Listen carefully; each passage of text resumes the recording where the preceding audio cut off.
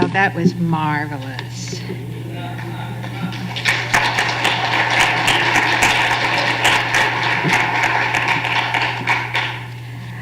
I have the great pleasure to introduce our speaker selected by the Unity Worldwide Spiritual Institute class this year. Soon to be Reverend Pam Gutierrez. Pam holds a bachelor's degree in chemistry and an MBA in international business. After a trailblazing career as one of the few women management consultants in the automotive industry, she desired balance in her life. She left the corporate world to practice Ayurvedic and other holistic healing modalities. She paused her work healing others to be a stay-at-home mother of 3.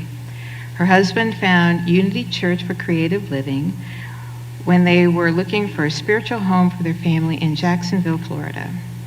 In the ensuing decades, she founded a holistic medical practice with her husband and an outreach for previously incarcerated youth. She answered the call to ministry while serving on the board and as a YOU sponsor, yay, at the Unity of the Valley in Eugene, Oregon. She currently serves Unity of Central Florida in Orlando as the Family Empowerment Minister and Operations Director. She still strives for balance and to be a model of Ashima nonviolence on this life journey. So please join me in welcoming Pam Gutierrez.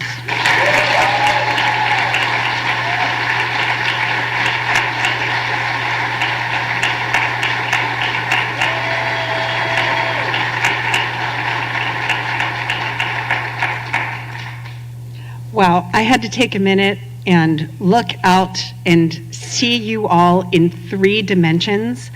I could hardly recognize you without your names written under your faces in little boxes on the screen. Yeah, this has been a long time coming, and I just mean, I could just mean since this morning. We've been here a long time. But really, for 3 years, our class was completely online, even from our interview admissions, our admissions interviews, completely online. Can you imagine 3 years of Unity education without a hug? Really, this weekend was the first time that we had actually seen each other in person.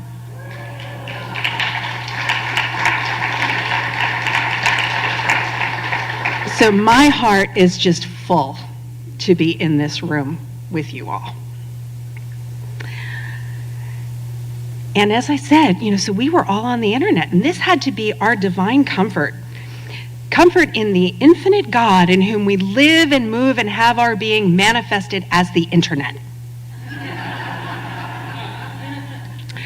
Truly, when I first logged in to my class on September 14th of 2020, little did I know that beyond time zones and space, on that screen, I would see God's face. Starting ministerial school, I was like Moses, hearing God say, "You cannot see my face." I was ignorant. I was thinking that my path was about learning Fillmore and how to run a church. Anyone else get gobsmacked by that dark night of the soul? How about some unexpected changes in your life? Yeah. But as my classmates and I navigated the virtual realm, we had front row seats to the undoing and rebirthing of who we came here to be. And I'd like to introduce you to your new colleagues, recognized as the divine powers expressing. And when I wrote this, I had no idea that I'd be just inside the chapel with the 12 powers out there in the foyer. Very appropriate. So I see God's face in Rachel. Joining us here in the flesh from New Zealand,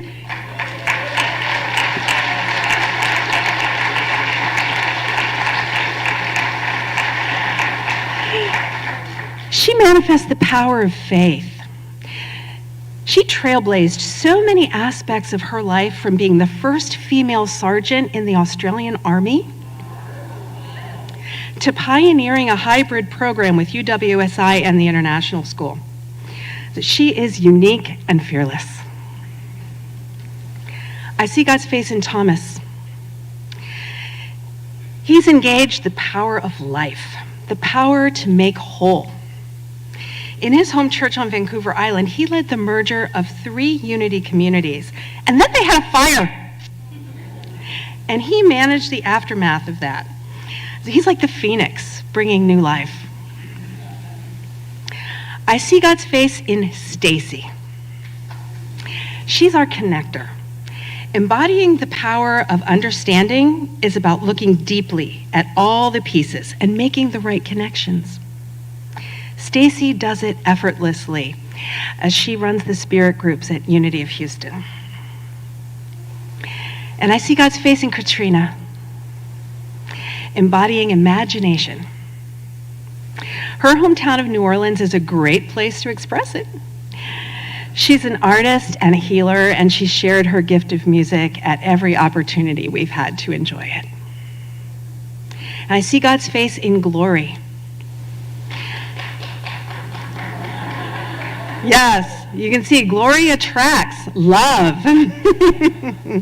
She brings a peace and grace of presence always, and her mastery of ritual attracts all things good.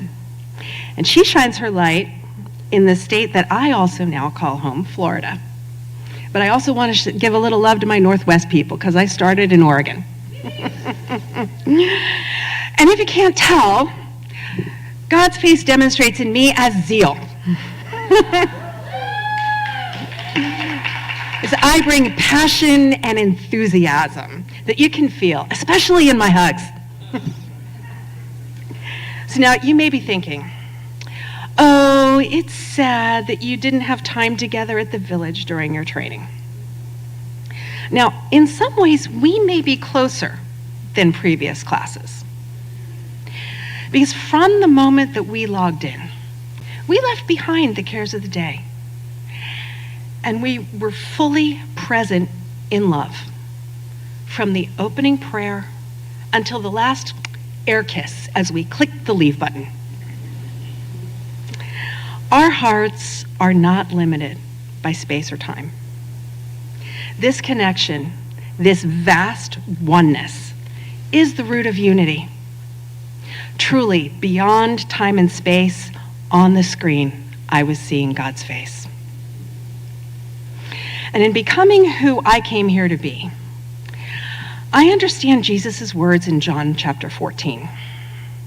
He taught us to see the face of God in everyone. If you had known me, you would have known my Father and have seen him. That is a soul's evolution from Moses not being able to see God to Jesus recognizing the Christ in everyone. And to my classmates, to the faculty, and to my mentors, thank you for going beyond time zones and space with me. On the screen, I saw God's face in you.